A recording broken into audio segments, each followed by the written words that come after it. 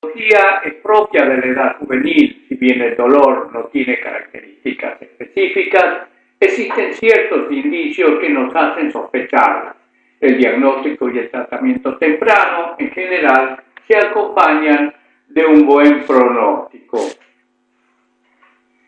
La vascularidad de la cabeza femoral en crecimiento provoca múltiples áreas de necrosis. La fisiopatología data desde el inicio del siglo XX, mientras que la etiología todavía no es muy clara.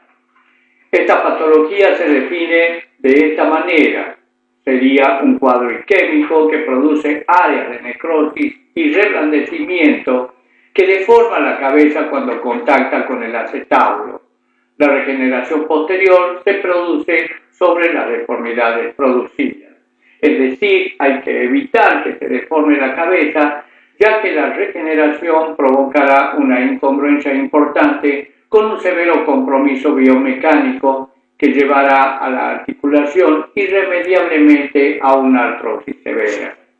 Como vemos, estas lesiones en cadera junto con la luxación y la epifisiolisis son propias de la infancia. En este caso, el pico corresponde a las edades entre 4 y 9 años, con un promedio de 1 cada 3.000 niños. Al contrario de la luxación de cadera, acá es más frecuente en varones y se presenta en la primera infancia. También hay casos bilaterales y es mayor en las zonas urbanas.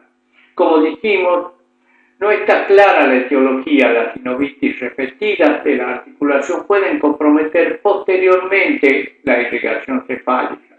No hay evidencia concluyente acerca de factores hereditarios, aunque está presente en este porcentaje. Este es un esquema de la irrigación de la cadera en el niño. Como vemos, el núcleo de osificación es una barrera para la progresión de los vasos metafisarios hacia la epífisis. La cabeza recibe la sangre que le aportan las arterias circunflejas, que forman una red y son ramas a su vez de la arteria femoral profunda. Es decir, son los vasos posterosuperiores que forman una red, vasos retinaculares posterosuperiores. Son los que irrigan la mayor área de la cabeza femoral. Los vasos del ligamento redondo completan el aporte sanguíneo, pero no son suficientes por sí solos. Como dijimos, una cadera displásica va a afectar la congruencia articular. En el caso del PERTE, la cabeza reblandecida por la necrosis se aplasta contra el acetábulo y se deforma, y posteriormente se regenera con esa deformidad, afectando la marcha y desarrollando severos cuadros artrósicos en el adulto. El diagnóstico en general son síntomas inespecíficos que pueden confundirse con las otras afecciones de la cadera infantil. Lo importante es tener en cuenta el contexto, es decir, el perfil del paciente. Corresponde a un niño movedizo que se queja de un dolor intermitente acompañado de renguera. El examen físico al comienzo la movilidad de la cadera está conservada, pero posteriormente empieza a limitarse en los movimientos extremos. Esta es la marcha de un niño con una cadera displásica. Vemos que es muy típica esa marcha y la podemos reconocer en cualquier chiquito que camine de esta forma. Siempre tener en cuenta las principales afecciones de la cadera en los niños. En primer lugar, la sinovitis transitoria.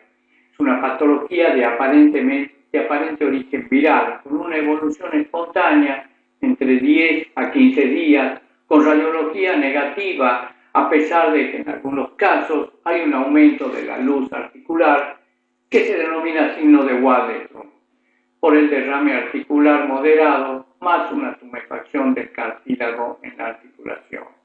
Estos casos entran en un cuadro llamado síndrome de cadera en observación, debiéndose descartar artritis bacteriana, coxalgia, inflamaciones específicas o lesiones tumorales.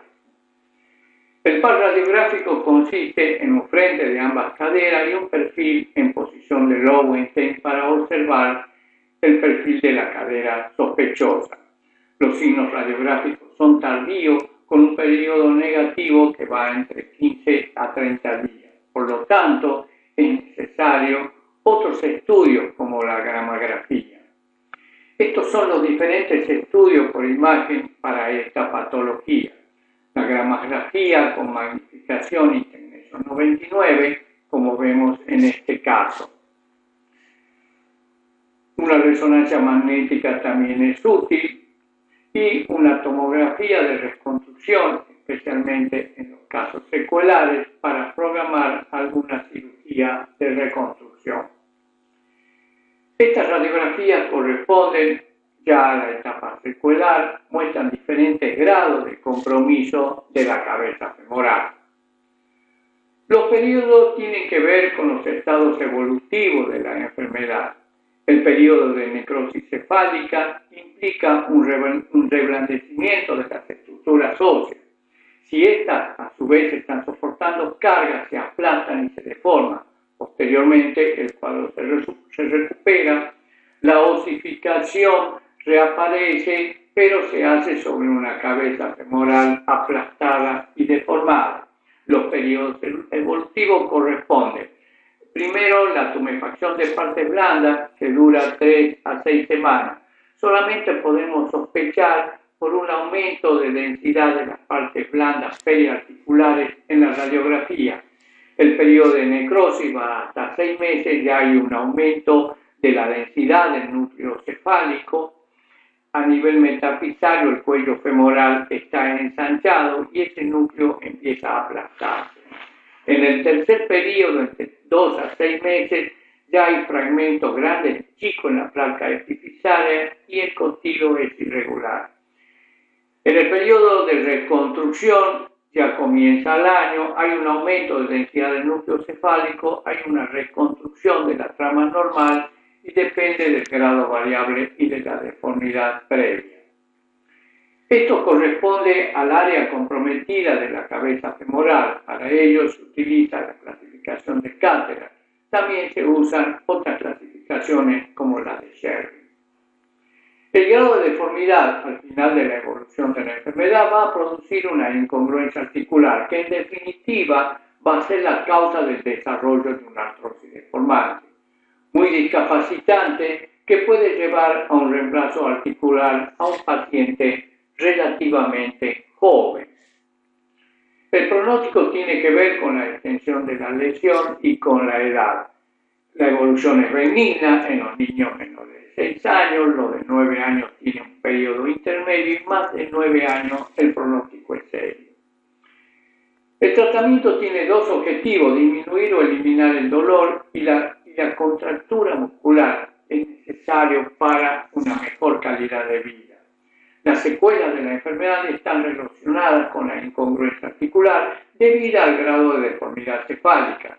Están en estrecha relación con el compromiso biomecánico y la artrosis resultante.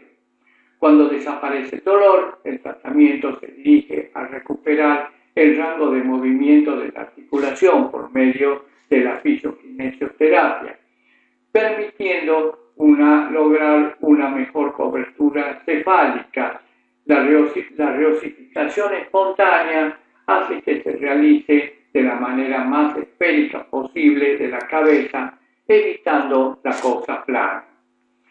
Si el área comprometida es menor al 50%, o sea que corresponde a los tipos 1 y 2 de la clasificación de Cattera, se indica fisiokinesioterapia y control. En los niños mayores de 6 años, con un compromiso de la cabeza mayor, se utiliza una tracción blanda y férulas ortopédicas para lograr una mejor cobertura cefálica, o en algunos casos un tratamiento quirúrgico mediante una osteotomía con el objeto de reorientar el acetábulo y el cuello femoral. Estos son los tipos de tratamientos quirúrgicos, tanto a nivel femoral como del acetábulo, buscando siempre lograr una mayor cobertura de la cabeza femoral. En resumen, el PERTE aparece en la infancia y la epifisiolisis en la adolescencia, recordemos eso, y la luxación de congénita de cadera prácticamente durante el nacimiento. En resumen, es una patogenia en la cual hay una isquemia de la cabeza femoral. La clínica, como en todo, da dolor, claudicación en la marcha. 1.500 niños, 6 varones, 6 por una mujer, un predominio en los varones. Tener en cuenta siempre una sinovitis transitoria, los 4 periodos de la evolución: necrosis, fragmentación, reossificación y secuela, como habíamos visto. Los medios de diagnóstico: la radiografía en los casos de lesión establecida, una gammagrafía ósea, resonancia, fotomografía. La clasificación: usamos la clasificación de Cateral, también se usa la clasificación de Sherry. El pronóstico tiene que ver con el área comprometida, con la edad, y el tratamiento incremento por medio de extracción para disminuir el dolor a través de relajando la contractura muscular y fisiokinesioterapia. Osteotomía en los casos de importante compromiso tanto del cuello femoral como del acetábulo. Las secuelas nos van a quedar la coxa plana y la artrosis en los grados de acuerdo a la deformidad inicial. Bueno, esto es todo que tenemos que ver con la enfermedad de Berg.